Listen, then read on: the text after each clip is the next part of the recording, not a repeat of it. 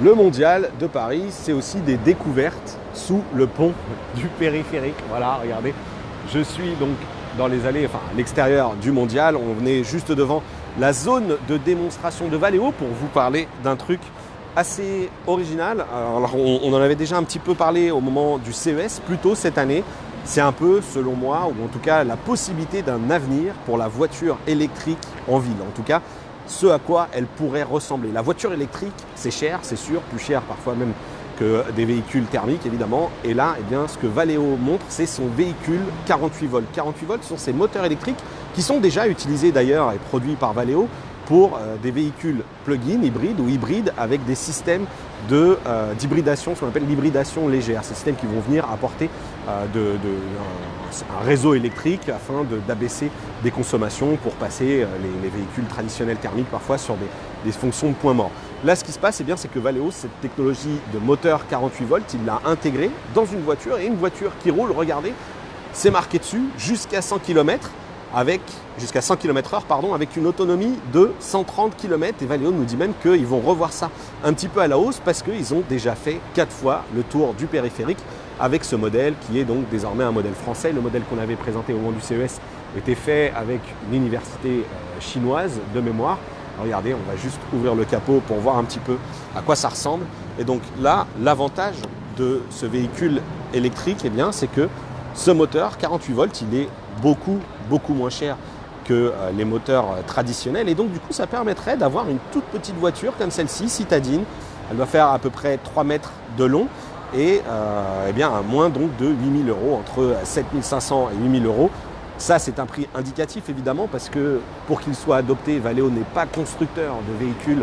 Il faudra que ce soit un constructeur traditionnel qui s'approprie cette technologie. La démonstration qui est faite ici, eh bien, c'est que ça fonctionne. Mais nous, forcément, eh bien, on veut l'essayer. Donc, ce qu'on va faire, eh bien, c'est qu'on va demander à un Cyril de chez Valeo de se mettre à l'intérieur de l'habitacle pour que je puisse la conduire. C'est parti. Alors, le gros problème, c'est l'autonomie. Attention, on est sur un véhicule qui est extrêmement léger, jusqu'à 130 km, 150 selon Valeo.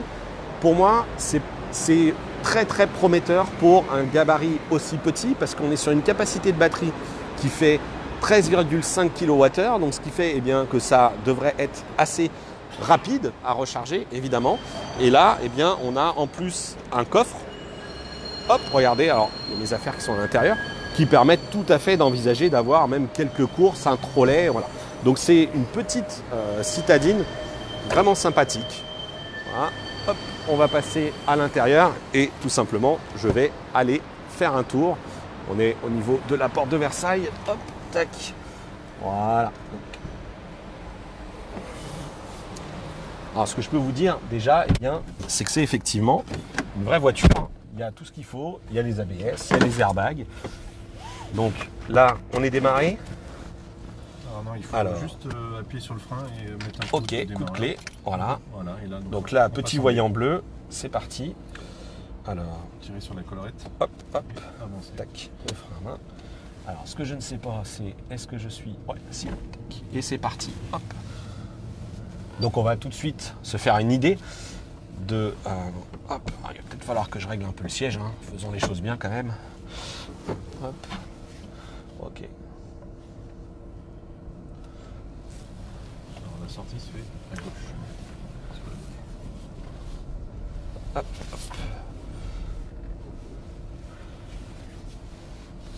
Donc effectivement, on ne va pas s'attendre à retrouver des systèmes tout numériques parce que ça va commencer à faire grimper la note, mais pourquoi pas, ça sera au constructeur qui décidera d'adopter ce système 48 volts, forcément ce sera plus cher.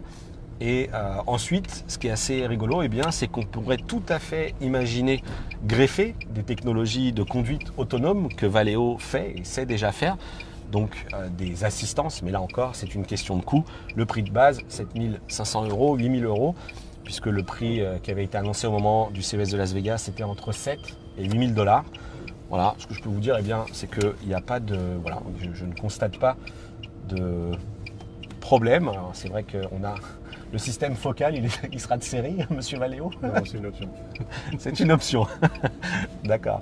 Ouais, finalement, alors c'est un 2 places, hein, pas de système 4 places, parce qu'en tout cas, je ne sais pas si c'est une étude nationale ou juste parisienne, mais on s'est dit que sur des trajets comme ça, entre travail, maison, maison-travail, on est sur un taux d'occupation d'environ 1,2 personnes par voiture. Donc le but du jeu, c'est finalement d'avoir une petite city car comme ça, et finalement ça sera très agréable parce que on est sur une motorisation électrique.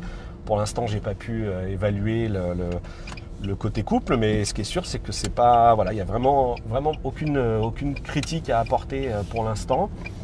Voilà, on est en position finalement assez assise, donc allez, on va voir un peu.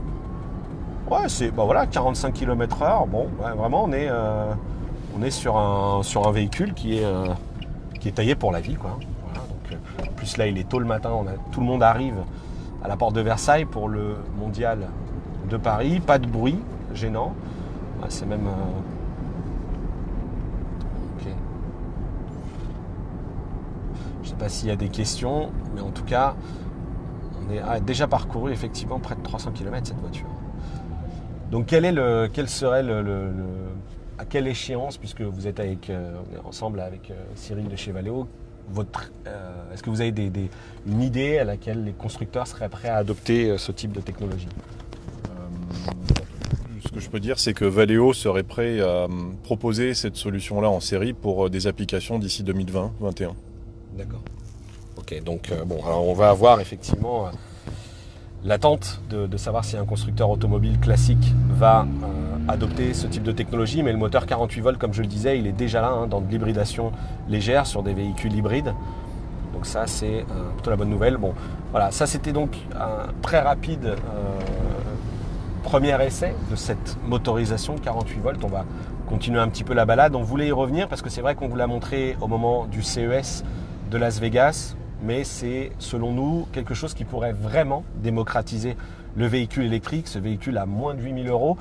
Ce qui est dommage, c'est que pour l'instant, on ne sait pas trop ce qui se passe du côté de la prime, puisque ce ne sont pas des véhicules, ces véhicules 48 volts en tant que motorisation unique qui existent. Et donc du coup, est-ce qu'ils sont éligibles à cette prime de 6 000 €? Est-ce que ce sera moins? La question se pose, parce que c'est vrai qu'avec une prime à 6 000 €, là ça commence à devenir vraiment très très très intéressant.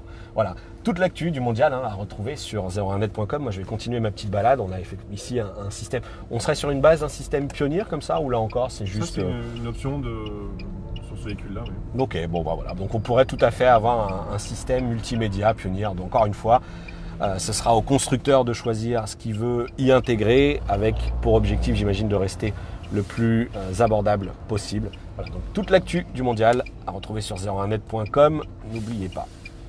Voilà, et on peut couper.